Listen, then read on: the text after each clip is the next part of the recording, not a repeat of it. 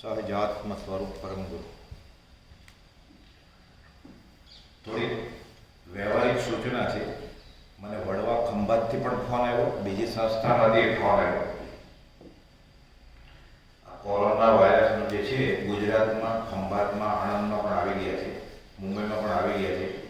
નાની નાની સ્કૂલોને બંધ કરવાનો ઓર્ડર આવી ગયો છે સરકાર તરફથી. એટલે આપણે આવી રીતે ભેગા થયા હોય પડે છે.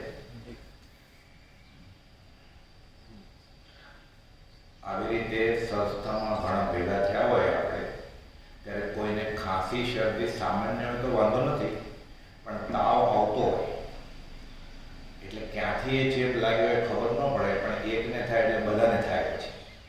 તો થોડું દૂર બેસવું, અલગ બેસવું, રૂમાલ વાપરવો, ખાંસી, છીંક, શરદી થાય ત્યારે, ટીપા ગળે જાય, અને થોડું ચોખ્ખું. આમ તો વ્યવહારની વાત છે, પણ દેહ રાખતા ધર્મ છે, અને આ સામાન્ય સૂચના છે. એટલે મને બીજી સંસ્થામાંથી આવ્યું છે કે આજે અનાઉન્સ કરી દેજો. અને ઘણી બધી નાની સ્કૂલો બંધ કરવાનું મુંબઈમાં ને અહીંયા ગુજરાતમાં ઓર્ડર આવી ગયો છે. ખંભાતમાંથી એક કેસને હમણાં અમદાવાદ ટ્રાન્સફર કર્યો. એટલે આપણે એ રીતે ભક્તિ કરતા કરતા થોડો ઉપયોગ રાખવાનો, થોડી ચોખ્ખાઈ રાખવાની, અને એવું થાય તો થોડું જગ્યા ઘણી છે એટલે છૂટું છૂટું બેસવાનું.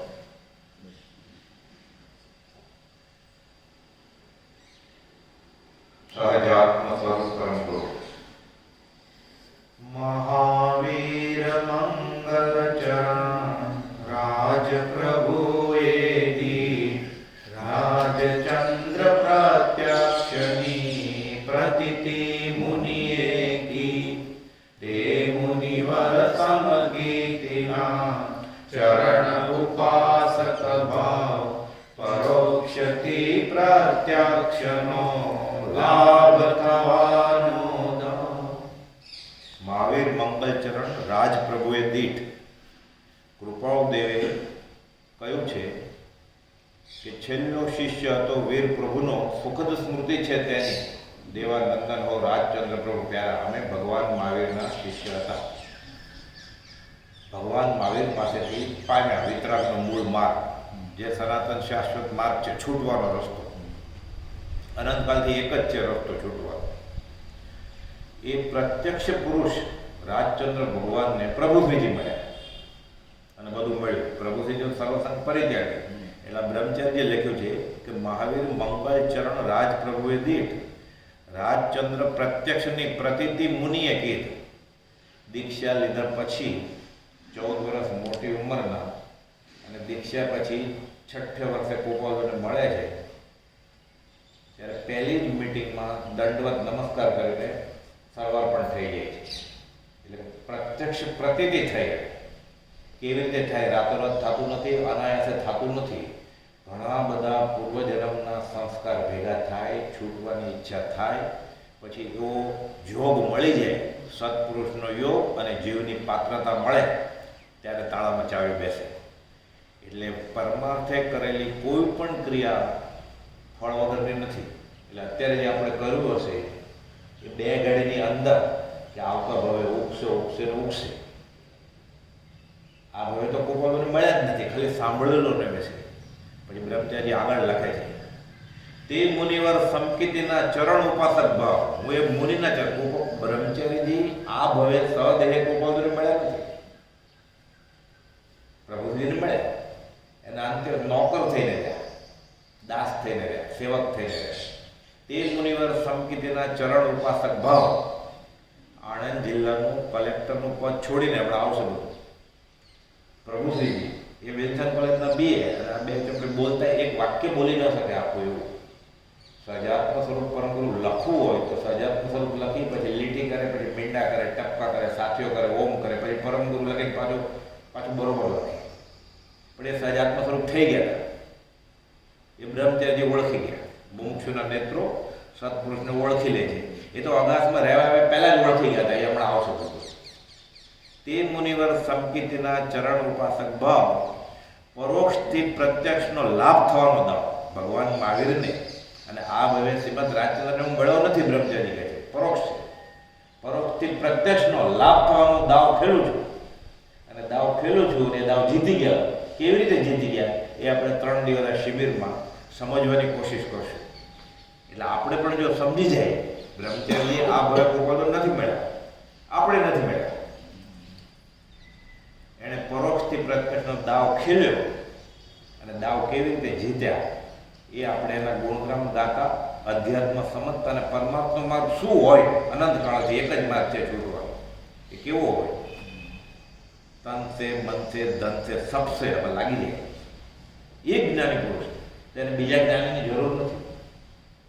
બીજું કઈ શોધમાં શાણા ખરા સત પુરુષને શોધી ચરણ કમળમાં બધા ભાવો સમર્પી પામી લે બોધી. બીજું કઈ ગોતવાનું છે જ નહીં. એક સત્પુરુષને શોધીને તેના ચરણ કમળમાં સર્વભાવ અર્પણ કરીને વર્તો જ્યાં પછી મોક્ષ નહીં મળે તો પછી જો મોક્ષ ના પામે અમારે આપો એવું ઉતાર્યો માન જેવી મો કયું છે જ્ઞાની વિમો ઉતાર્યો છે.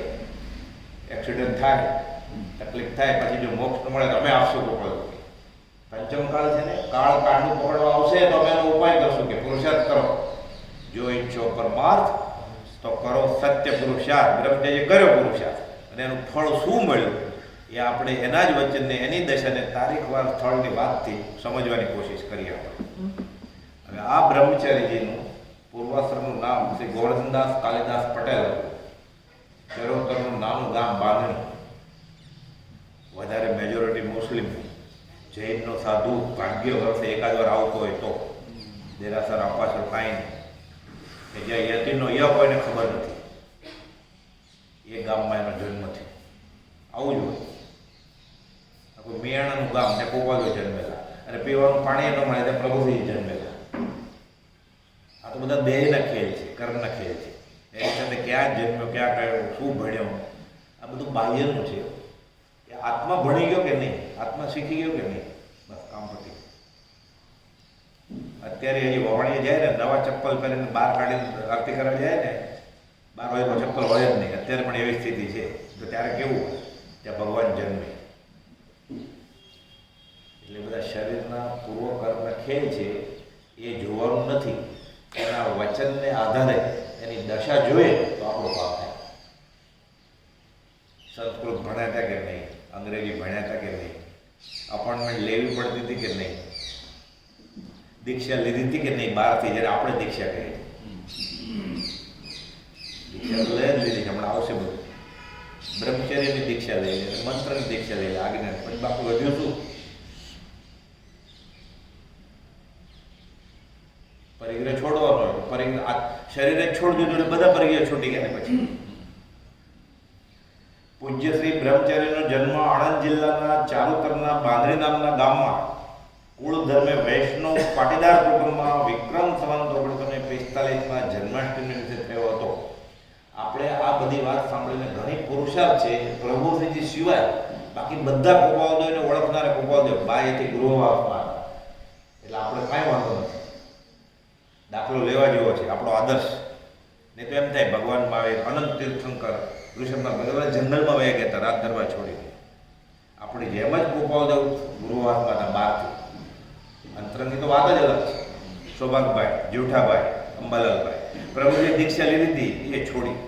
આ પાત્ર, આ મોહપતિ મારે જોતી નથી આ દરવાજાની બહાર. એટલે બધા ગૃહસ્થ જ થઈ ગયા. બાહ્યથી કોઈ ગૃહસ્થ હતા જ નહીં. તે બાહ્યથી ગૃહવાસમાં પણ અંતરંગે મુનિવરો પ્રભુ તુલ્ય મહાશય તત્વજ્ઞાની રાજચંદ્ર મયા કરો. એટલે જન્મ્યા ભલે ત્યાં અને વૈષ્ણવ કુટુંબમાં જન્મ્યા. જાતિ વૈષ્ણવ ભેદ જ નથી. કાલે વાત આવેલી સત્સંગમાં આપણે બધા જૈન સાધુ સાધ્વી, બધા જૈન શ્રાવક શ્રાવિકા જે જૈન કુળમાં જન્મ્યા છે, દિગંબર, શ્વેતાંબર, દેરાવાસી, સ્થાનકવાસી, તેરાપન, બેરાપન, બધા પણ. એને હેડ કોણ છે? ગૌતમ ગણધરે તો કામ પણ હતા. જાતિને શું છે બધું? ઇન્દ્રભૂતિ, અગ્નિભૂતિ અને વાયુભૂતિ ત્રણેય ગણ બ્રાહ્મણ. એટલે આપણને એ વિકલ્પ સપનામાં પણ થવો ન જોઈએ. આ વિતરાગના માર્ગમાં આવ્યા પછી ગીતામાં શ્લોક છે, અર્જુનને શ્રી કૃષ્ણ કહે છે કે યદાદાહી ધર્મસ્ય ગ્લાનિર્ભવતિ ભારત અભ્યુત્થાનમ અધર્મસ્ય તદાત્મમ સૃજાયમ. જ્યારે આ ક્ષેત્રમાં, આર્ય ક્ષેત્રમાં ધર્મની કરણી થાય છે, છૂટક છૂટક એ ક્ષેત્રમાં ધર્મનો જ્યારે વિનાશ, ગ્લાનિ થાય છે અથવા તો અધર્મ બહુ વધી જાય છે, ત્યારે હું જન્મ લઉં છું. હું જન્મ લઉં છું કોણ? કાળે કાળે યુગ પુરુષો, સત્પુરુષો જગતનું કલ્યાણ કરવા માટે અને પોતાનું ઋણાનુબંધ પતાવવા માટે જન્મ લે છે. જન્મ્યાસી ગુરુરાજ જગતી જ કારણે કરવા ઉદ્ધાર. એવી રીતે આ ગોવર્ધનદાસ, આનું તો નામ જ ગોવર્ધન શ્રી કૃષ્ણ હતું. જન્માષ્ટમી દિવસે જ જન્મેલા, જેમ શ્રી કૃષ્ણ જન્માષ્ટમી દિવસે જન્મેલા. એટલે દ્રવ્યથી ભાવથી યદાદાહી ધર્મસ્ય ગ્લાનિર્ભવતિ ભારત અભ્યુત્થાનમ અધર્મસ્ય તદાત્મમ સૃજાયમ. પછી પાછું શા માટે જન્મ લીધો? તો કે પરિત્રાણાય સાધુનામ વિનાશાય ચ દુષ્કૃતામ. અનંતકાળના કર્મનો આનો પરમાર્થિક અર્થ ગીતામાં અલગ જ છે. એટલે શ્રી કૃષ્ણ એમ નથી કહેતા કે હું અવતારી પુરુષ છું, મારે ઘડે જન્મું છું. એ આપણને જગત કરતાના ભાવથી સમજાવવામાં આવ્યું હોય એટલે આપણે કાને પડ્યું હોય એટલે આપણને એમ થાય જ્યારે ગ્લાનિ વધે, હવે આ સંસારથી હું થાક્યો, અનંતકાળના પરિભ્રમણથી હવે મારે છૂટું છે એવી ગ્લાનિ પેદા થાય, ત્યારે જો મનુષ્ય દેહ ધારણ કરીને સત્પુરુષના ચરણે બાકીના કર્મનો ભૂકો બને. પોતાના કર્મનો ઋણાનુબંધ ચૂકવવા માટે અને સાથે સાથે પોતાના જીવનચર્યાથી બીજાનું કલ્યાણ કરવાને માટે આવા સત્પુરુષો અવતાર લે છે. નાની થઈ ગઈ, બ્રહ્મચર્યનું પાકી ગયું હતું. આ ભવે તો 32 વર્ષ સુધી નવકાર મંત્ર જ નહોતો આવડતો, પણ એ તો ક્ષય પછીની વાત છે. આત્મા છે એટલે બધું જ છે ને. પછી હમણાં બધું આવડશે ભાઈ થોડી વાર, એટલે ખાલી ખુલી જાય, દરવાજો ખુલી જાય ગુરુગમથી એટલે બધું જ થઈ. જ્ઞાન તો ભર્યું જ છે, જ્ઞાન તો ભર્યું જ છે. તાળું છે, લોક છે, ચાવી જોઈએ. એ ગુરુગમ મળી જાય, અંદર જ્ઞાન તો પડ્યું જ છે. કોઈ તીર્થંકર, કોઈ કેવળી કોઈને કહેવાનાર આપતા નથી, પડ્યું જ છે. કેમ મળે? આ જૈન ધર્મની મોટા મોટી શોધ છે, જ્ઞાન આવરણીય કર્મ. જ્ઞાન પડ્યું જ છે. સર્વજીવ જે સિદ્ધતમ, સિદ્ધો જૈસો જીવ હે, જીવ તો એ સિદ્ધ હોય. કર્મ મેં તો આતરા, એ આતરો ગુરુગમથી નીકળી એટલે અંદર ઢાંકેલું પડ્યું છે કે બહાર આવે. જ્ઞાન આવરણીય કર્મ. બધી જ્ઞાન લેવાની, ભગવાન મેળવવાની વાત છે. અહીંયા ઉઘાડ કરવાની અને ભગવાન બનવાની વાત છે. આત્મા સોઈ પરમાત્મા, સિદ્ધો જૈસો જીવ હે, જીવ સોઈ શિવ હોય. આખા આ જ વાત કરે છે. જો તું જીવ તો કરતા હરી, જો તું શિવ તો વસ્તુ ખરી. તું છો જીવ ને તું છો નાથ, એમ કે આખે ઝટકે હાથ કે બીજું શું કહેવું છે? કરતા મટે તો છૂટે કર્મ, એ છે મહાભજનનો માર્ગ. કરતા મટી ગયા, હું શરીર છું જ નહીં, બાકી બધું એ પરમાત્મા એ કરી નાખ્યું. ઉભા દેહ ફેંકીને વયા ગયા. ખોખું અહીંયા, આત્મા જ્યોતમાં જ્યોત મળી. ભગવાન પાછું ના આવું કરેલું 23-24 એક તીર્થન કરે આવશે આપણા. એટલે પરિત્રાણાય સાધુનામ વિનાશાય ચ દુષ્કૃતામ ધર્મ સંસ્થાપનાર્થાય સંભવામી યુગે યુગે. કોપાદે કહેલું પ્રજ્ઞાબોધ ભાગ ભિન્ન છે, કોક કરશે. કોણ કરે? આવ્યા કરવા. કોપાદને જ્ઞાનમાં ખબર હતી કોક કરશે, નામ નતું એટલું. સંભવામી યુગે યુગે થાય જ. ભગવાન મહાવીર ગયા કોપોલો લે, એટલે કોપોલે કહ્યું મૂળ માર્ગ સાંભળો જીવનો રે. અને મહાવીર સ્વામી સાથે જ હતા, એ ગયા. હવે અને પંચમ કાળનું વર્ણન કરે છે ભગવાન મહાવીર. તો આ જીવનનું થશે શું? એવો વિકલ્પ ઉગ્યો, બંધ પડી જાય. સવિજી કરું શાસન હશે, જન્મવું પડે કોપાલો લે, સાથે જ ગયા.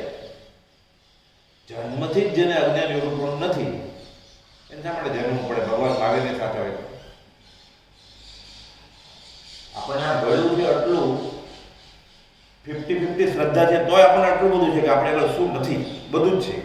તો જ્યારે ભગવાન મહાવીર સાથે હોય એ કહે છે અજ્ઞાન યોગ પણ જન્મથી જ નથી, એને શા માટે અવતરવું પડે આ કાળે?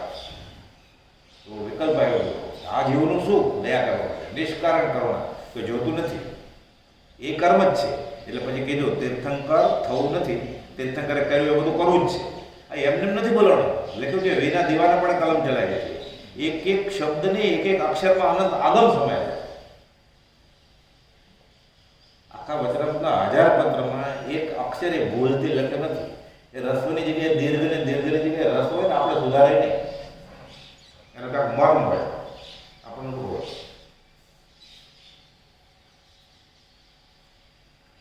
નામ ગોવર્ધન શ્રી કૃષ્ણનું નામ ગોવર્ધન હતું. ગોવર્ધન પર્વત જ્યારે ઉપદ્રવ થાય છે અને આખું ગોકુળ ગામ ડૂબી મરવાનું હતું પાણીમાં, ગોવાળિયા, ગાય, ભેંસ, ત્રણ બધું બધા આની આગળ આવે છે શ્રી કૃષ્ણ. એટલે એને ટચલી આગળ હાથ આખો ગોવર્ધન ગોવર્ધન એટલે ગોવર્ધન નામ. પાંચમા આરના જીવને ગોપાલદેવ ગયા, પ્રભુશ્રીજી ગયા. હવે છૂટવાનો માર્ગ ગોપાલદેવ લખીને કહેતા કે કોઈ પણ જીવનું કલ્યાણ વર્તમાનમાં પણ સર્જિત થવું હશે તો તે થશે. તે બીજેથી અમ થકી હવે કોણ કરે? આ ભાર કોણ ઉપાડશે? પર્વત કોણ ઉપાડશે? પર્વત જેવું કામ ગોવર્ધન ઉપાડ્યું. ગોવર્ધન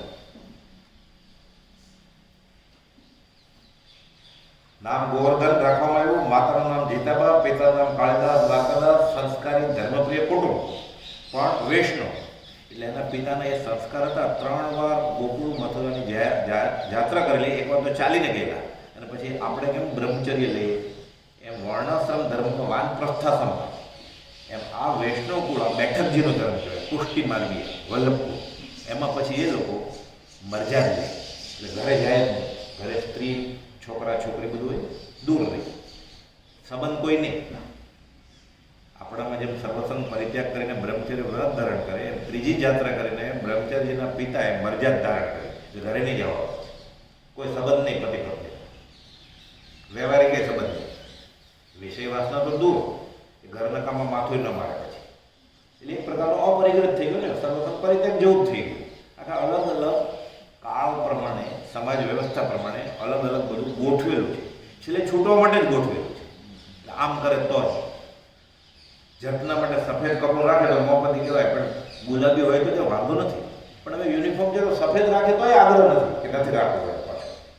પણ મારે જીવ નથી મારવા અને મારા કોઈ રજોરણ નથી અત્યારે, પણ હું બેઠા બેઠા જોઈ લીધું કે કોઈ જીવ તો નથી ને, તો ખમ કરી દઉં. એ જ થયું ને. એટલે ઉપકરણનો, સાધનનો, ક્રિયાનો કદાગ્રહ છોડી દેવાનો છે. ક્રિયા આત્માર્થે કામ આવે તો કરવાની છે, પાછી છોડીએ નથી દેવાની. અનેકાંતવાદ, વિતરાગનો ધર્મ અનેકાંત છે.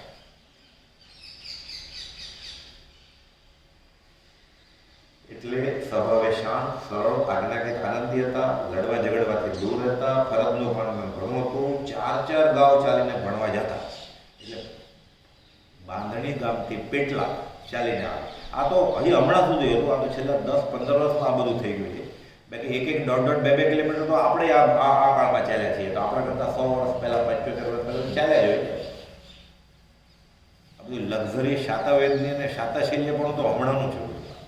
અને હવે એટલું મોકલાય નહીં તો એક્સિડન્ટ થઈ જાય, એટલો ટ્રાફિક હોય રસ્તા. એટલે આખા દેશકાળ જ વિપરીત છે. અધ્યાત્મ માટે તો બહુ વિપરીત છે. પણ હવે એમાંથી કામ કરવાનું છે આપણે. એટલે ઘરકામ કરે, ખેતીનું કામ કરે, સાથે ભણવાનું પણ ખરું. એટલે કે પૈસા ન હોય, ટ્યુશન ને બધું. એ ફાટલી ચોપડીને એક ટુકડો હોય પેનનો, એ ફેલ થયા ઉઠી ગયા. કામ કોણ કરે? રોજ નિશાળે ભણવા જાય તો લોકો સદાવાળા પાછા આવ્યા કે આ છોકરાને તમે ભણવા નથી મૂક્યો. એટલે શરમાણ મોટા ભાઈ પાછા મૂક્યા. એટલે એમ તો ભણવું હતું, પણ ખાવાના પૈસા માંડવે ક્યાંથી ભણે? કોઈક સગાવાળે આવી ટકોર કરી તો પાછા સ્કૂલમાં બેસાડે છે. પહેલું, બીજું, ત્રીજું તો ધારણ કરી ભેગું કીધું અરે, અને સીધા 6ઠ્ઠામાં આવી ગયા. અને પહેલે ધડાકે મેટ્રિક પાસ થઈ ગયા. વડોદરા ગયા ભણવા, ઇન્ટર આર્ટ્સ પાસ કર્યું. હજી આગળ ભણવું છે, એટલું ભણવું છે. ભણવું તો બહુ હતું. છેલ્લે તો આત્મા ભણવો હતો, પણ ત્યારે પૂર્વજનના સંસ્કારની હિસાબે ભણવું છે. એ ભગવાન મારે ભણવું છે, મને બહુ ભણાવજે. શું ભણાવજે? આશીષ અનુકૂળ આપજે ભાઈ ભંજન ભગવાન. ભણાવ્યા બહુ. એટલે વિલ્સન કોલેજના BA. ત્યારે ગાંધીજીનું બહુ જોર હતું સ્વતંત્ર આઝાદીની લડાઈ. એટલે કહું એવું ભણવું, એવું ભણવું. ગામે ગામે બધાને ઇંગ્લિશ શીખવાડતું. અને આઝાદીની ચળવળ બ્રિટિશરને બધાને ભગાવી. એટલે વિલ્સન કોલેજ મુંબઈની અત્યારે 80% નીચે ફોર્મ પણ ના મળે એટલી મોટી કોલેજ છે. અત્યારે પણ છે, બાબુના ચોપાટીના કિનારે. ત્યાં દાખલ થયા. અને વિલ્સન કોલેજમાં સ્પેશિયલ સબ્જેક્ટ ઇંગ્લિશ રાખી લંડનના પ્રોફેસર સ્કોટના ગાઈડ નીચે BA પાસ થયા. એટલે આવું એ જમાનામાં આવા ઇંગ્લિશ પાસ થાય એટલે કલેક્ટર જ થાય. મોટા શહેરમાં એને મોટી ગવર્મેન્ટની નોકરી મળે એટલે સગાવાળા બધા ખુશ, ભાઈ માતા બધા. પિતાનો દેહ છૂટી ગયો કે હવે આવશે ગોવર્ધન. એટલે કલેક્ટર કહે છે આપણા 7 પેઢીનું દાળધર ફીટી જશે, પૈસા કમાશું, સત્તા કમાશું. અહીંયા ક્યાંક હવે નવો જ વળાકાવાળો. એટલે મુંબઈની વિલ્સન કોલેજમાં ભણ્યા તો ખરા, મોટા અમલદાર બનશે, કલેક્ટર બનશે, સગાવાલા અને ઘરના બધા ઘાટ ઘડતા હતા, પણ ભાવિનું નિર્માણ તેને શરૂરમાં કે મારે આ બધું કંઈ સરકારી નોકર થઈને લોકોને ચૂસવા નથી, લાંચ લઈ, રૂશ્વત લઈ.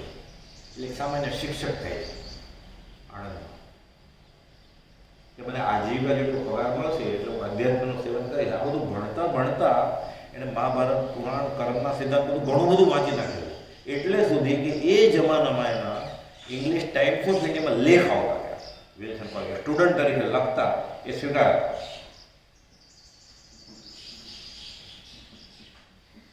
એટલે એને ખબર પડી કે આવું મને કે કલેક્ટર કે થવું નથી. એટલે ઘરના તો બધા નારાજ જ થયા. પણ આમાં એવું જ હોય, જગતને ને ભગતને વેર જ હોય.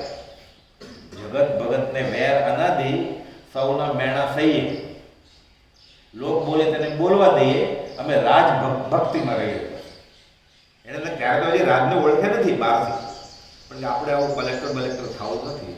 શિક્ષકના પગારમાં અધ્યાત્મ કરવું, સદાચારથી જીવન જીવવું અને જોઈએ સાથે અધ્યાત્મની ધગજ ઉગી ગયેલી, પણ અધ્યાત્મ શું અને કોની પાસે એ હજી રસ્તો ક્લિયર થયો નથી. એટલે નક્કી કરે છે કે સામાન્ય શિક્ષક થવું. અને ત્યારથી પછી તો આચાર્ય બન્યા. DN હાઈસ્કૂલ, દાદાભાઈ નવરોજી હાઈસ્કૂલમાં આચાર્ય બન્યા છે. એમાં બધું હાઈસ્કૂલ હતું અને બ્રિટિશનું રાજ ભગાડવાની ગાંધીજીની ચળવળ હતી ગુજરાતમાં, મુંબઈમાં, મહારાષ્ટ્રમાં બધે બહુ હતું. એટલે એને વિદ્યા મંદિર નામ આપવામાં આવ્યું હાઈસ્કૂલ બધી. અને હેડમાસ્ટર પ્રિન્સિપાલમાંથી આચાર્ય બનાવવામાં આવ્યું. એટલે બધું આર્ય સંસ્કૃતિ પ્રમાણે અને ગાંધીજી પ્રમાણે બધું છે. આચાર્યના આચરણ કેવા હોય? આપણે ગાય છે ને પ્રાર્થનામાં 12 ગુણ રહીને દેવ, સિદ્ધ 8 ગુણ સમર્થા દોગ દોગ જાવે, 36 ગુણ આચાર્યના. એ કોઈ છે? વિચારે હું આચાર્ય કેમ? આચાર્યનું તો આચરણ હોવું જોઈએ, પોતે આચરે અને બીજાને અચરાડે. એટલે વ્યવહારમાં તો એ કરતા જ થાય એવું બધું, ચોખ્ખાઈ, નિમિત્તતા, વ્યવહાર કરતો કે આચરણ કેવું હોય. અને આ મનોમંથન જાગ્યું કે હવે કરવું શું, મારામાં આચરણ તો છે ને. અને અધ્યાત્મ તરફ વળાંક જાગ્યો કે વયો જાઓ. સ્વામી વિવેકાનંદ, રામકૃષ્ણ પરમહંસના આશ્રમમાં વયો જાઓ, કાશી ભણી જાઓ, જંગલમાં વયો જાઓ, યોગી થઈ જાઓ, સંન્યાસી થઈ જાઓ. એ બધું વિચારે છે મનોમંથન. ક્ષોપશમ જબરો. એ જમાનામાં પહેલે દાડે કે પાસ થયા હોય તો સ્કોલરશીપ એટલી બધી મળતી કે પોતાની તો આજીવિકા ચાલે, બીજા ગરીબ વિદ્યાર્થીને સ્કોલરશીપમાંથી મદદ કરે. વળાંક આવ્યો અધ્યાત્મને. અને પછી કે મારે તો કંઈ ન મળ્યું એવું ગોતું, ત્યાં છે શું બધું? વિશ્વ શું છે, બ્રહ્માંડ શું છે, કર્મ શું છે, પાપ શું છે, પુણ્ય શું છે? ઉપરથી પૂછ્યું છે ને હું કોણ છું, ક્યાંથી થયો, શું સ્વરૂપ છે મારું? અને જેવા ભાવ તેવા હરિફળે, ભજન થકી ભય ટળે. અને ભાવ હતા એવા. યાદશી ભાવના યશ્ય સિદ્ધિ ભવતી તાદશ. આ દ્રષ્ટિની સજ્જાઈમાં આવે છે. ચાહે ચકોરતે ચંદ્રને મધુકર માલતી ભોગી, તેમ ભવિ સહજ ગુણે હોય, ઉત્તમ નિમિત્ત સંજોગી રહે. જેને જેવું જોતું હોય ને એવું મળી જ જાય. પ્રભુને કીધેલું હોય તો ઊંધી રીતે કહેલું બધા મળે ને ગુરુને ના કે જૈસે તો મેં તૈસા તૈસે કે મેં તાય તેનો મેલ કે પકોડી બજાય મળી જ જાય જેવું જોતું હોય. પાત્ર જીવને પાત્ર એવું સુપાત્ર મળી જ જાય.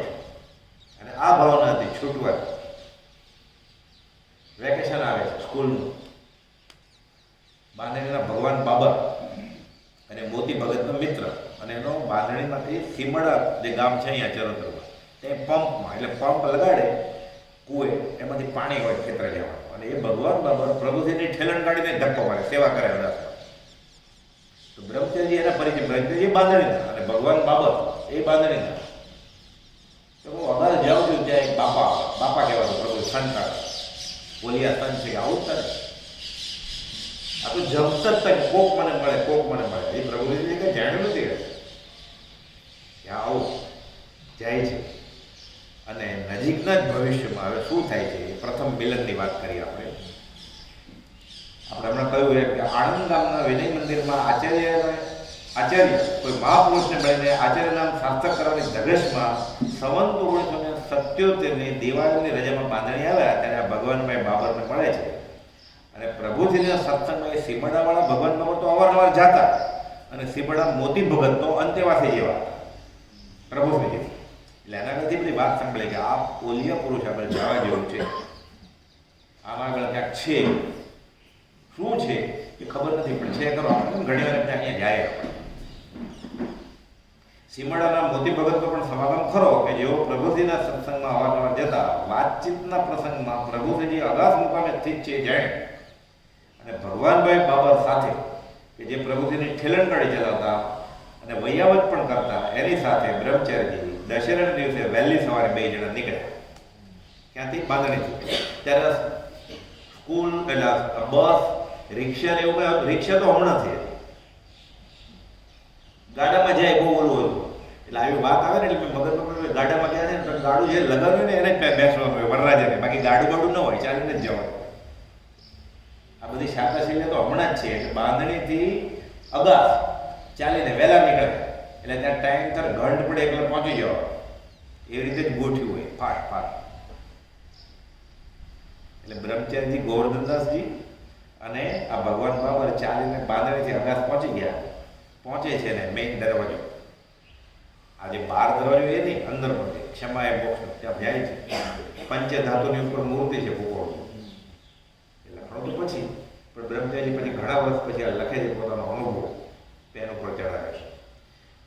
બ્રહ્મ કમાઈન પુણ્ય પણ તુજ દ્વાર પર આવી ચડ્યો સુસ્થિત શ્રીમદ રાજચંદ્ર તણી કૃપા નજરે પડ્યો ત્યાં સંત શ્રી લઘુરાજ સ્વામી પ્રેમ સામે મળ્યા મુજ દ્રષ્ટિ રોગ મટાડવા જાતે પરિશ્રમમાં મળ્યા. કોરોના વાયરસ તો ઠીક આ વાત કરીએ, મુખ્ય રોગ એક જ છે ભવરોગ, દ્રષ્ટિ રોગ, દેખત ભૂલી. અનંતકાળનો આ રોગ મટ્યો નથી. ઘણા ડોક્ટરને મળ્યો, વૈદને મળ્યો, પણ બધા ઊંટ વેદ હતા. બ્રહ્મચારી આખું જેણે ઉપમિતિ ભાવ પ્રપંચ વિશે જાણ્યું હશે, સિદ્ધર્થી ગણીને મોટું પુસ્તક છે, 3 વોલ્યુમ વાળું. એમાં 1000થી વધારે તો સંજ્ઞાવાચક નામ છે. એમાં હિન પુણ્ય આપણો જેવો દ્રમક નામનો એક પાત્ર છે. પુરંદર આચાર્ય થઈ ગયા સિદ્ધર્થી ગણી, જન્મે બ્રાહ્મણ પણ જૈન ધર્મની દીક્ષા લીધી. એના ઉપમિતિ ભાવ પ્રપંચ શું છે લખેલું છે. એમાં દ્રમક પાત્ર છે આપણે જેવો, અનંતકાળથી ભિખારીની જેમ તૃષ્ણાની હાથ લંબાવ્યા કરે છે. મને શરીર સારું મળો, મને પૈસા મળો, મને માન મળો, મને કન્યા મળો, મને વર મળો, મને સંતાન મળો,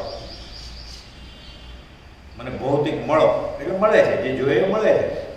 સાથે એની સાથે જે પાપ લાગે છે એનો દંડે મળે છે.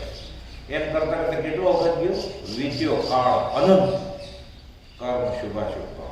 હવે જ્યારે થાક લાગ્યો હોય, નિર્વેદ અને સંવેક થયો હોય, આ સિદ્ધર્થી ગણીની વાતમાં આવે છે એ ભિખારી જાય છે પોતાનું ઠીકરું લઈને માટે ભીખ માગવા માટે.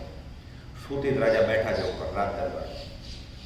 ત્યાં અગાહાસના દરવાજે સુસ્થિત શ્રીમદ રાજચંદ્ર તણી બેઠી ત્યાં પંચધાતુ અને સુબોધ મંત્રી, રાજાની કૃપાપાત્ર મંત્રી એ જ બધું નક્કી કરે.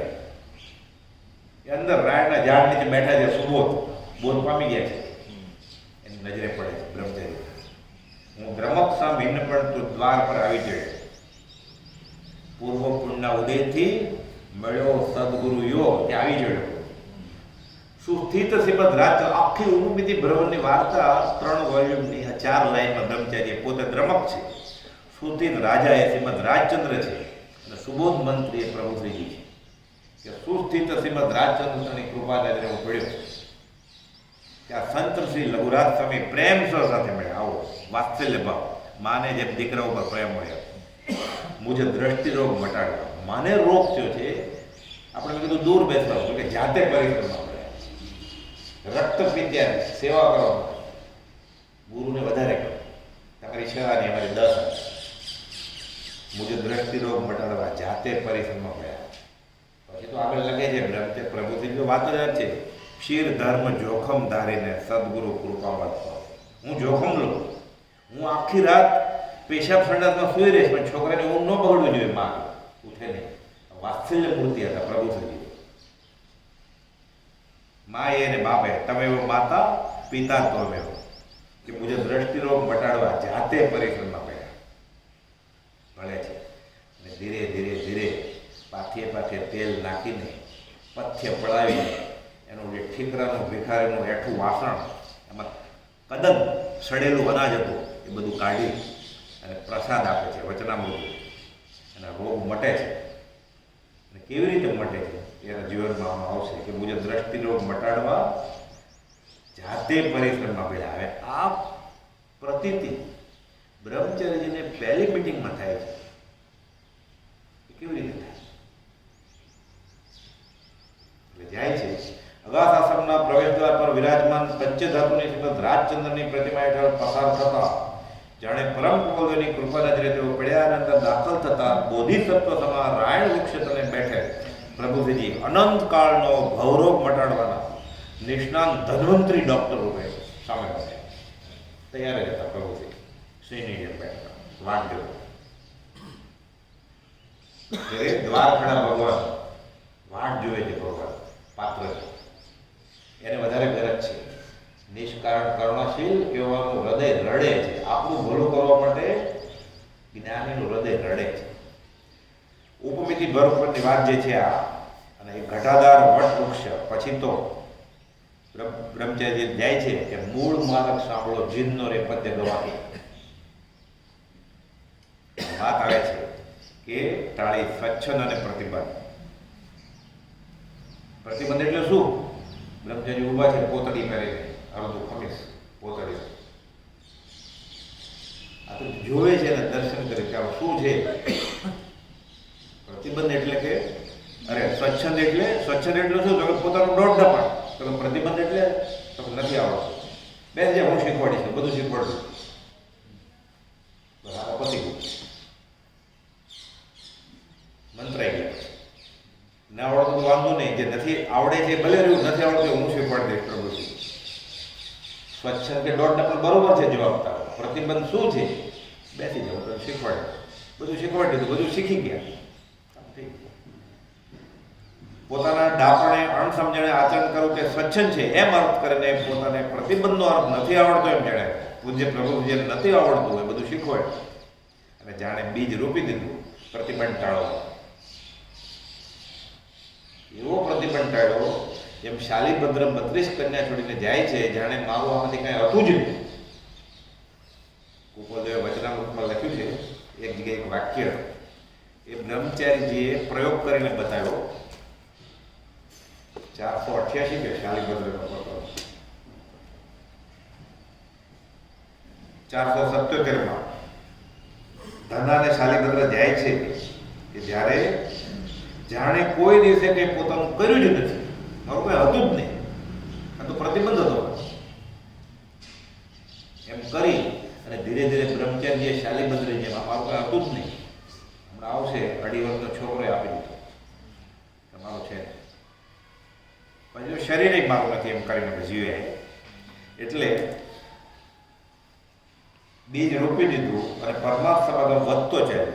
હજી અગાસ આશ્રમમાં રહ્યા નથી, રોજ અપડાઉન કરે. પછી આણંદથી રાત્રે આવે ગાડીમાં, આખી રાત ભક્તિ કરે, લેખન કાર્ય કરે, ભાષાંતર કરે, પ્રભુજીને આગળ ઉતારા કરે, વહેલી સવારે પ્રભુજી સામે મોટા મોટા શાસ્ત્રોનું વાંચન કરે. ગોમટ સમય છોકરો સૂઈ ગયો એમ સવારે લઈને જાય, પછી પાછું કામે જાય. આવું ચાલ્યું 3.5 વર્ષ સુધી. પણ પછી પરમાત્માનો વધતો જાય અને કાળી ચૌદશના સિદ્ધિયોગ જેવા દિવસે અપૂર્વ થતી પ્રભુજીએ સજાત્મ સ્વરૂપનું મંત્ર આપ્યો. અને પછી સીમાડાના મોતી ભગતને કહે છે કે અમે ઘણાને મંત્ર આજ્ઞા આપી છે, આ ગોર્ધનને આપી એવું સ્મરણ મંત્ર અમે કોઈને આપ્યું નથી. એટલે સામેથી આનંદ આવે ગુરુજી મંત્ર આપવા, ભણાવવાનો આનંદ આવે. પાત્ર શિષ્ય હોય ને તો ગુરુએ રાજી થાય. સ્વભાવભાઈને કુપોળતું લખ કરીને 250 પત્ર લખે અને પછી સ્વભાવભાઈ ફલાણા મુનિને કહ્યું તો દીક્ષિત સાધુ છે એને આટલા સંગાળામાં 500 તો ચેલા છે, બધા માર્ગમાં આવી જાય છે. કોઈ બધું તમારે સમય નથી. એટલે પાત્ર શિષ્ય હોય તો ગુરુ અહોભાવથી સમજાવે, અને ન પાત્ર હોય તો મૌન રાખે. એ રીતે પ્રભુજી એકવાર કહેલું કે પગ આગળ બેઠો હોય તોય ગુરુ પાત્રનો ન આપે, અને રસ્તે ચાલતો એને બોલાવી નહીં આપે. રસ્તે ચાલતા તો આનંદથી અપડાઉન કરતા. એટલે કે આવું સ્મરણ મંત્ર અમે હજી સુધી કોઈને આપ્યું હોય એવું અમને યાદ નથી. અને જ્યારે સત્પુરુષની કૃપા થાય શિષ્યો ઉપર, પવિત્ર પુરુષની કૃપા દ્રષ્ટિ, એનું નામ સમ્યક દર્શન છે. એ સંકિત કહેવાય. એટલે મંત્ર આપ્યો એટલે સંકિત આપી દીધું, આત્મા જ આપી દીધું, એ બી વાવી દીધું, ધીરે ધીરે ઉગે. પછી પરમ પદનું વચન છે કે પવિત્ર પુરુષોની કૃપા દ્રષ્ટિ એ જ સમ્યક દર્શન છે. સત્પુરુષનો યોગ થયા પછી આત્મજ્ઞાન કંઈ દુર્લભ નથી.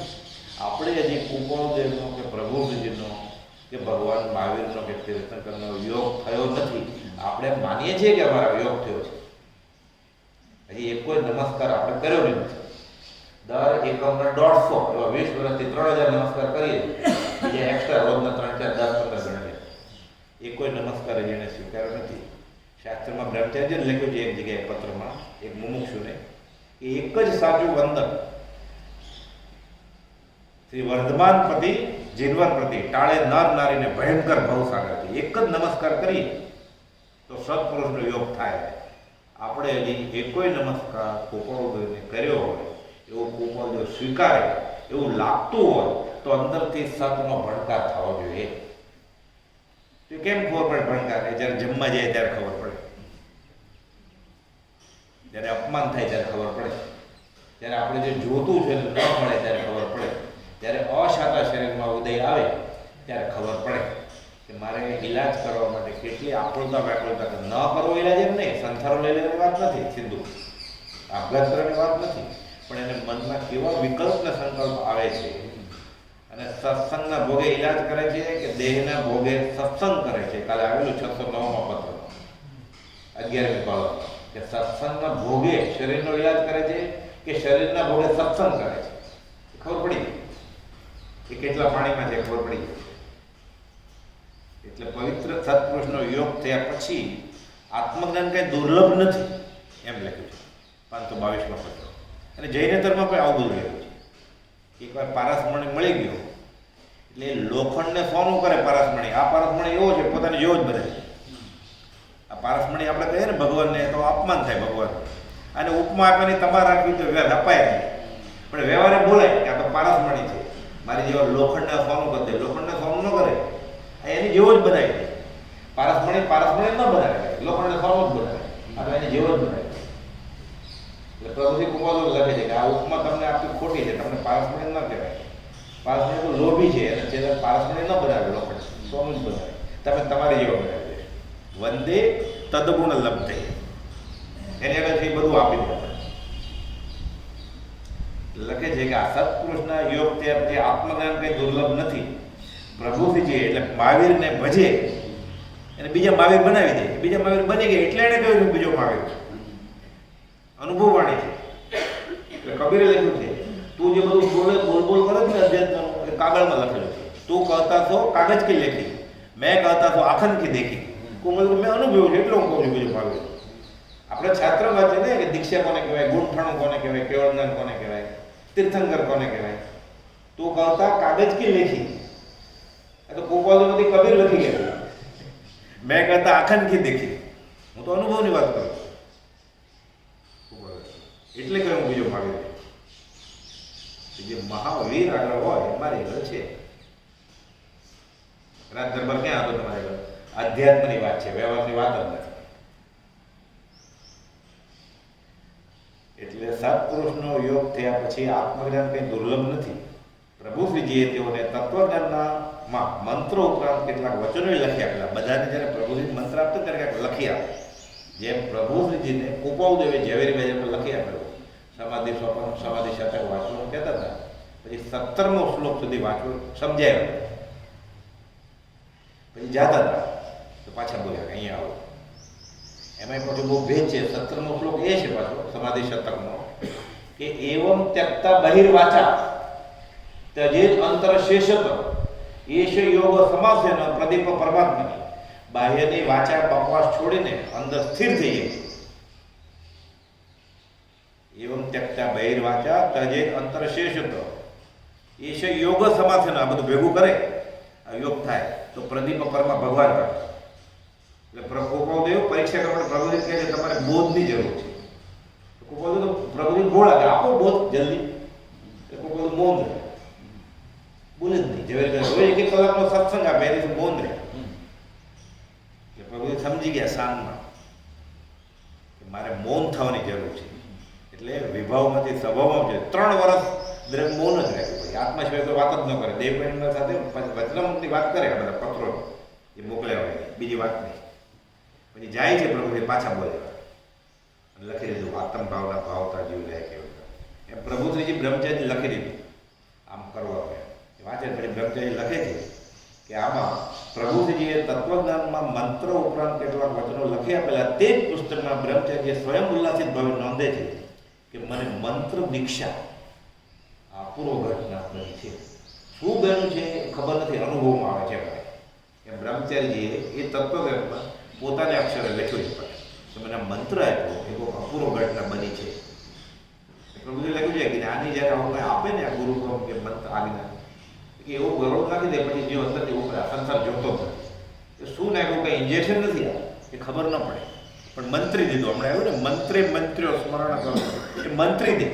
પેલું બાવો કેમ વાર્તા આવે છે ને, વાત આવે બધી કે રૂમાલ ફેરવો એટલે છોકરાની પાછળ પાછળ જવા માટે એવું મંત્રી દે. પછી એને વાત ન ગમે આ વિશ્વની આઠે પર ઉદાસ થઈ જાય કે ગમે જ નહીં વ્યવહાર. મંત્રી દે ખાવાની પીવાની પૈસાની આબરૂની માન પાન શરીરનું પછી એને કઈ ગમે જ નહીં. કામ એક આત્માર્થનું બીજો નહીં મંદ્રોગ એવું થઈ જાય. એટલે બ્રહ્મચારી લખે છે કે આ મને આપ્યું ખરો લખ્યું મંત્ર દીક્ષા. પછી લખી રાખ્યું અપૂર્વ ઘટના શું છે કે અનુભવમાં છે, કાગળમાં આવે એવી વાત નથી. એટલે પછી આ પ્રથમ મિલન બાદ હવે તો હસતા રમતા પ્રગટ હરી દેખું રે મારું જીવ સફળ થવું. આખો દિવસ પ્રભુ યાદ ઘરે જાય કરે છોકરાને લઈને નોકરીએ જાય, હજી છોડ્યું નથી, રાજીનામું નથી આપ્યું. આખો દિવસ પ્રભુશ્રીજી પ્રભુશ્રી. શનિ રવિની રજા હોય પ્રભુશ્રીજી, બીજી મોટી રજા હોય વેકેશન હોય પ્રભુશ્રી. આખો દિવસ કે યાદ આવે કરે.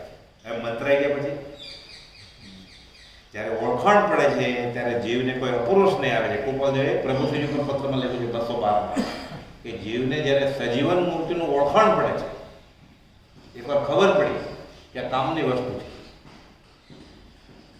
વ્યવહારમાં આવે ને હલકો દાખલો છે, વાઘ લોહી ચાખી ગયો પછી વાઘને ગોત્યા જ કરે એમાં અહીંયા ચાખી ગયા છે કે આની ક્યાંક છે અમૃત રસ.